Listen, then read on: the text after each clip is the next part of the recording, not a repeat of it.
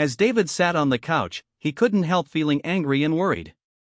He had hoped things would get better, but it seemed that was not the case. The latest mysterious and threatening SMS crippled David. The words were spine-chilling and he was starting to get worried. Was it really a case of mistaken identity? Or did this person know him? What exactly did David do to make this person hate him so much? There were no concrete answers to these questions. David couldn't find this number in his phone book, and going through his Google account didn't provide any clue. Perhaps this person got a new number to terrorize David through hidden identity. This was the third message received within 2 weeks. The first message was a little abusive and short, so David didn't pay much attention. He assumed it to be mistaken identity since he didn't recognize the number and brushed it off. If anything, the person didn't mention David's name in the message. However, the second message angered David, forcing him to reply. This made the situation worse, with the attacker swearing to kill him. With the increased cases of murder on the rise in the country, this was not to be taken lightly. Concerned, David shared his predicament with his girlfriend Sophie, who seemed unconcerned with his fears. If you haven't fallen out with anyone, there's no reason to be worried. It's probably a case of mistaken identity. Don't fret over it, she said. Not to appear anxious in her presence, David threw his phone on the couch and grabbed the remote. "Oh well," he exclaimed, "the game is about to start. Let's get to it."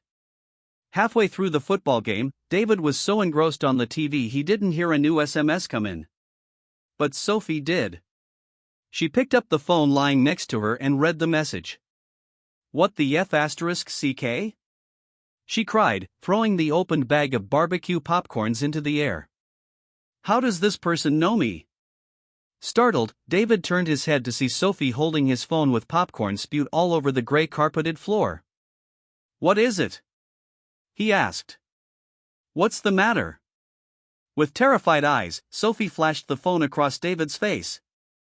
The harasser had sent a photo of Sophie, dressed in a red dress, which she wore earlier that day at the local diner when she met with her friends, Carol and Alice. David looked terrified, staring at the image in disbelief. Many thoughts run through his mind, realizing the SMS messages were actually meant for him, and not mistaken identity as he earlier thought. He knew they were both in danger, and it was high time they reported to the police. He quickly sprang up, grabbed the phone, and reached out for his dark green jacket lying on the reclining chair on his right. "Come on. Let's go. This can't go on any longer," he cried out angrily. "We're going to the police right now." 2 minutes later, David jumped into his car with Sophie slumping into the passenger seat next to him. They drove to the nearest police station, a mere 10 minutes away. There was no traffic since it was a Saturday evening, and they were lucky to find 3 officers on duty, engrossed on the same football game David was watching earlier. Although the officer taking David's statement had initially suggested mistaken identity, he agreed with them when he saw the photo of Sophie sent by the perpetrator. He noted down all the information, entering the details in his computer, and said to the couple, "We'll look into this. It's likely that this person is within the area, so I would advise that you be extremely careful.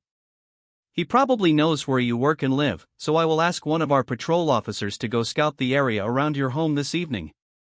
Be on the lookout, and in case anything suspicious happens, call us immediately." He sounded reassuring, and David felt at ease for a moment. But he knew this wouldn't last long, especially since this person knew him. "I think it would be safer for us to spend the night elsewhere," he said. "I don't want to take any risk on our lives. As long as this person is still on the loose, we're not safe." Sophie nodded in agreement. "That's okay. Just let us know where you will be staying so we can easily get a hold of you in case something comes up," the office stated. The short drive to Emery Hotel was tense. Both of them were afraid, but David didn't want to show it. In the parking lot, they grabbed their overnight bag containing change of clothes and headed for the reception. They were given a room, checked in, and jumped into bed immediately. They wanted this night to end. The loud ringing on the desk phone next to the bed startled the couple. It was very early in the morning, and it took David a few seconds to remember where he was. Yes? David, good morning. This is Sergeant. Are you up? It was the police station, and it appeared that the police had caught the guy terrorizing David. Can you come down to the station? Sure, we will be there shortly.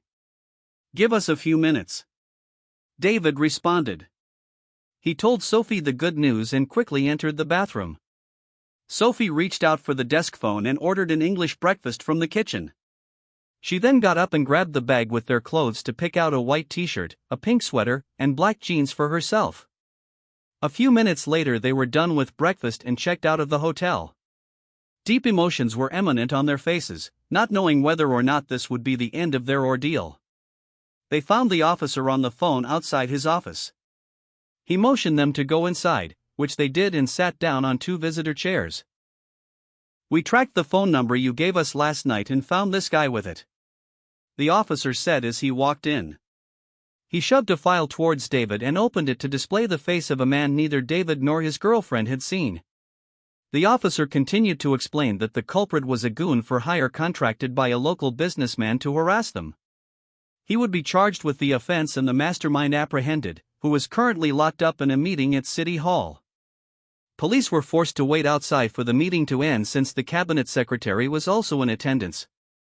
Any idea why this man would do this? David knew why. He recently won a tender to supply raw construction materials to the local government, which his main competitor wasn't happy about.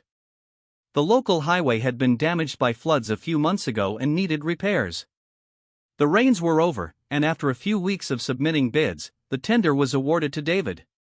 His closest competitor, who owned the biggest hardware store in the city, was not happy about this.